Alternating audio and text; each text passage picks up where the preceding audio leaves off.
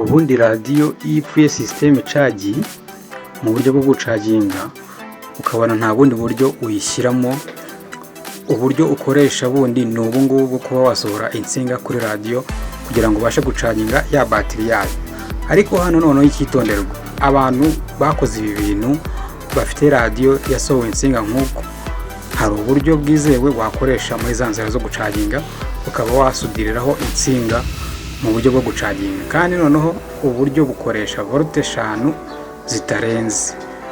Noneho icyongeyeho yose insinga nk'uko ukoresha, ushobora nko guhambiraho batiri iyo wari usanganywemo imbere nk'iri muri radiyo cyangwa se ya telefone ikoresha umuriro muke, cyangwa ukaba wafata ahantu ucagingira telefone yawe iyo cagi ukayica biri ngombwa, ukaba wakoresha ubwo buryo ucaginga ya radiyo yawe kugira ngo imbere muri radiyo hatagira ibyangirika. Iyo ukoze ikosa nk'iryo ngiryo wirinda kuba wafungura ya radiyo yawe mu gihe utarakuraho wa muriro urengeje volte 5, kuko iyo wibeshye gatoya ukaba wayifungurira kuri uwo muriro, ako kanya radiyo ntuba ukiyifite, radiyo ihita iba ikindi kintu, ubwo nyine irashya.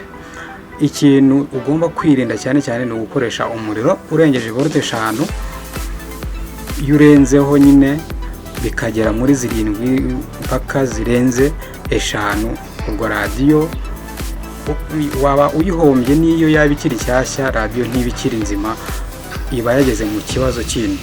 Na biriya byo kuba hambira umuriro mwinshi, batiri burya nayo igeraho ikangirika iyitinzeho.